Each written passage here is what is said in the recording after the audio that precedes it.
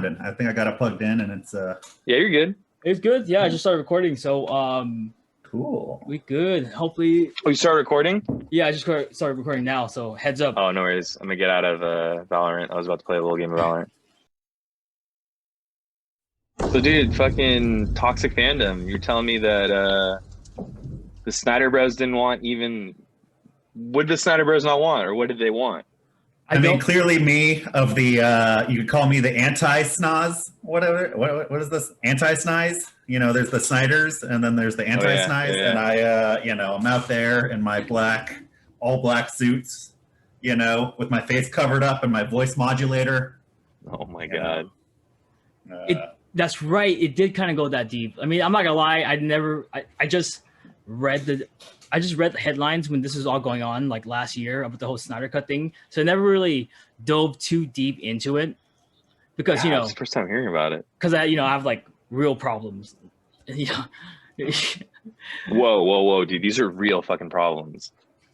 I guess you're right. I guess like a comic book movie is a real problem, but you know, it's like, done poorly. Yeah. So I mean, like, what was the thing I saw? It was like obviously there's two sides, you know, people pushing for the cut and people who didn't want the cut. And I guess both sides is kind of toxic. I don't know. Well, because there wouldn't be a cut without that one side to begin with. That's like what I'm saying is if there wasn't a toxic fandom driving the Snyder Cut to begin with, then there wouldn't have been the two sides. So you don't think we needed to see the Snyder version? Not remotely at all. Oh. Even one bit. Why? Like, I mean, like everything I've heard is just like but nothing's going to be followed up, and nothing was followed up, and we'll get into all my issues, I'm sure, later on. But I'm just like, I've been since his Man of Steel. I watched that as a Superman fan and was like, there's not going to be a Superman on the big screen I'm going to like for at least a decade, and here I am. Still less than a decade later, like, fuck, there's still not a good goddamn Superman on the big screen. This is atrocious. Great, so it's not even on the big screen. It's HBO Max right now, but I'm still making my... I know what you mean. Yeah. Well, they are showing that movie, but they're going to have like an intermission between some of the parts. What, in theaters? Yeah, in theaters. It's going to be shown in theaters, but they're going to have an intermission and stuff. Oh my God, dude. I couldn't watch that in theaters. I mean, like I just kind of had to watch it. I kind of wanted to watch it because, like, why wouldn't you watch it? Like, I just want to see what the different version was. That was my whole thing. I never got into like I need to fucking see it, bro. Like when it came out, I was like, oh, sick. I got to watch another version because I didn't. The first one to me was a little too convoluted and kind of weird. I don't know. I think I like this version more. I thought the story like had a bit more flow, but yeah. I get what you mean. Like, I don't know who's really pushing it that hard. Like, I don't think it. I mean, I don't want to say it didn't add anything because I do feel like, as far as representation goes, the Whedon cut did have to cut out a lot of multicultural characters. I think just for the sake of cutting the story in half. I guess. I think it's stupid to have a 4-hour cut of a superhero film. I totally agree. So I think it was just a weird job to have to try to cut it into something that would fit into the 2-hour time slot of a summer blockbuster. So I think, a lot of the extra stuff got cut, and I wish. And so I am happy that we're seeing more of that now.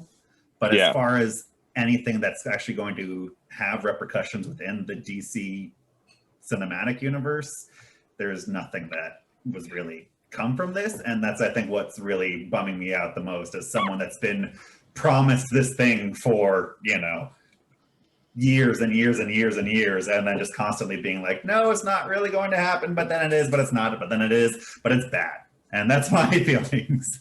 Okay, I got two things. All right, first thing was, so Snyder was originally the one directing it, right? Yes. Okay. And my second thing is, so they're recasting Batman, and it's going to be Pattinson or whatever. So we're never going to see what's next after this Justice League. Like, not going to see the whole Dark Side and all that shit. Whoa. Maybe a different iteration of them. Well, so like a different what? iteration of the Justice League. So what I understand or Not understand. even a different version. I mean, I Also- bet Cavill's out. I mean, there's all this stuff that's built up to Flashpoint, but all we've ever seen with all their movies, like that's the thing, is they're recutting a movie they made 3 years ago because they don't have any more content they can create. Like there's nothing that's going to come from this. Who's the head of the DC universe? Like, who's the guy or girl who's like fucking running the show? WB. Because Well, I mean, Marvel has Feige. There's a different thing like that, and so because WB has been bought by like AT&T recently, they're changing up a lot of their business model, which is why they were pushing so hard for a streaming service. Why a cell phone company would want you to stream a 4-hour movie. Just throwing that out there.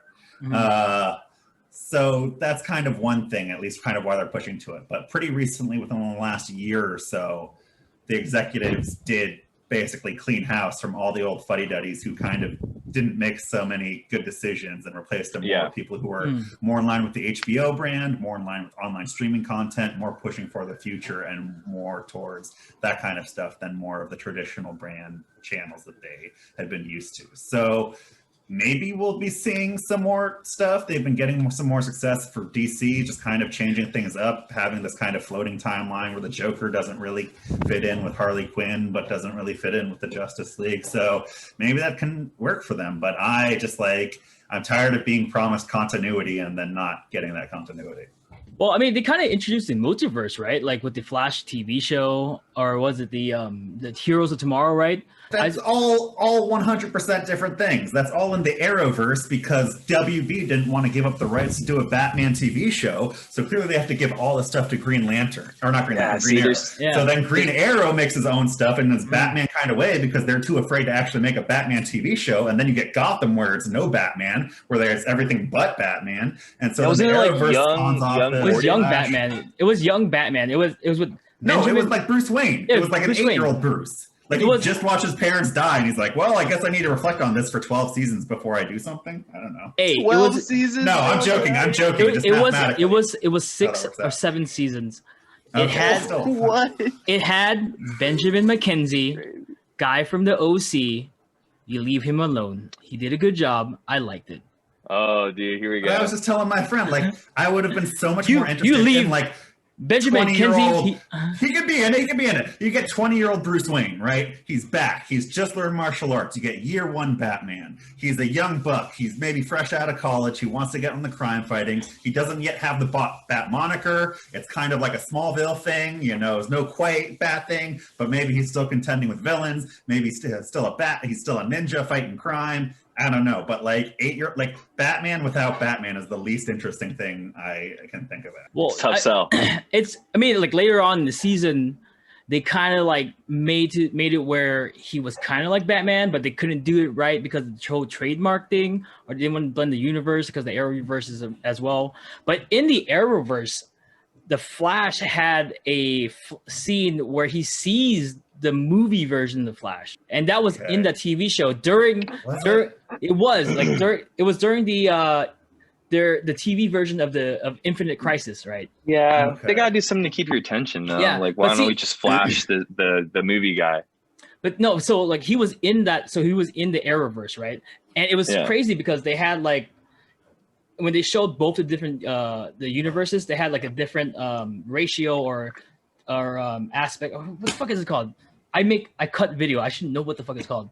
It's not called filter, but it just looked like the movie. You know how the movie version looked different than the TV version? Yeah. It's shot on a different ratio or aspect. Aspect ratio? Aspect ratio. I'm a fucking idiot, dude. Anyways, but that was shown there, and with this new Justice League movie, even obviously spoilers. Joker, Jared Leto's character. Oh yeah, spoilers. Yeah. I mean, fucking spoilers everywhere. Waiting for fucking hours. He said this timeline, so they acknowledge different timelines. Yes, they do. They do. So, and I don't know like what they're doing because even with Titans, right? Titans different. Like Dick Grayson in that is not the traditional Dick Grayson that we know. Okay, so my question is that So there's a bunch of different studios doing a bunch of different DC characters, and there's, like you were saying, Justice, there's no continuity. So is there ever going to be a point where they all intertwine and relate? Or are they just going to try to do like, oh, this is a multiverse? Like they might see each other, they might not. Is that like the cop out basically? Because they haven't been doing it like continuously this whole time? Well, part of my thought is that it's almost more profitable for them to keep it up in the air with each successive film. And There you just go. be like, hey, oh, maybe this Joker film fits in, maybe it doesn't. And they can Yeah, ride the controversy every single time Oh yeah, about yeah. whether or not it fits in or it's not. And then if you just have somebody that's just going to re-edit their own version a little while anyways and make their own continuity, then what does it matter? So I think as much as I want there to be like some sort of thing in place that like is the structural understanding where I'm like, oh man, I'm so stoked about this character I want on screen that's represented in this way. I think it's going to be more like you guys remember the Power Rangers, how every new iteration of the Power Rangers, they'd had like one episode where one of the old Power Rangers from the old crew came back. And then they did that like every year. And then there's that one episode where it was like all the Red Rangers, All the Red from Rangers like 10 in- years. Oh, who was Yo, I think, like, but that's the best we can hope for, is an all the Red Rangers episode. But do you agree that every time they redid the Power Rangers, they were a little cooler? They had a little cooler thing, a little better kind of thing. Like they always had different like weapons or different like Zords or something.